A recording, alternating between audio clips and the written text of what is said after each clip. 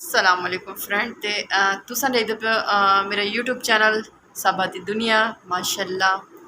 ते फ्रेंड्स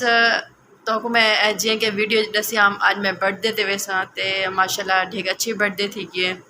और कहीं दी वीडियो इंसान बढ़ा सकते कहीं नहीं बढ़ाने दा हक संग मैं जरा ना अपना कैमरा जरा ना घर रखते गई हम ते बल मैं माशाल्लाह हुण फारिग थी ते और केक माशाल्लाह चाहते हैं थोड़ा बहुता ते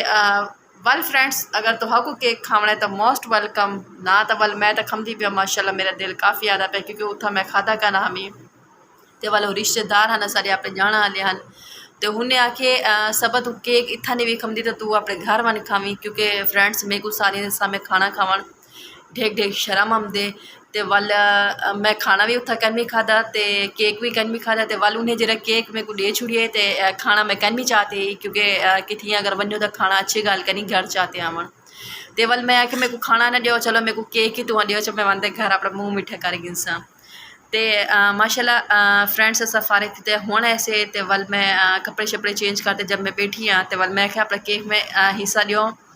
तो मैं अपना खा गिना तो वल माशाल्लाह केक आ चुके तो वल मैं उत्था खादा का नाम और मैं ट्राई करते देख दे जो ये झ केक है मैं फ्रेंड्स ये मेरा उल्टा हाथ है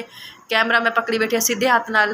ते वल मैं अगर उल्टे हाथ नाल खादम तो गुनाह मिल से हक संग मेरे को जरा अपना कैमरा उल्टे हाथ पकड़ना चाहिए क्योंकि मैं सीधे हाथ नाल तक केक खमसा ते वल मैं अपना कैमरा ई घुमा गिनदी फ्रेंड्स ते माशाल्लाह मेरा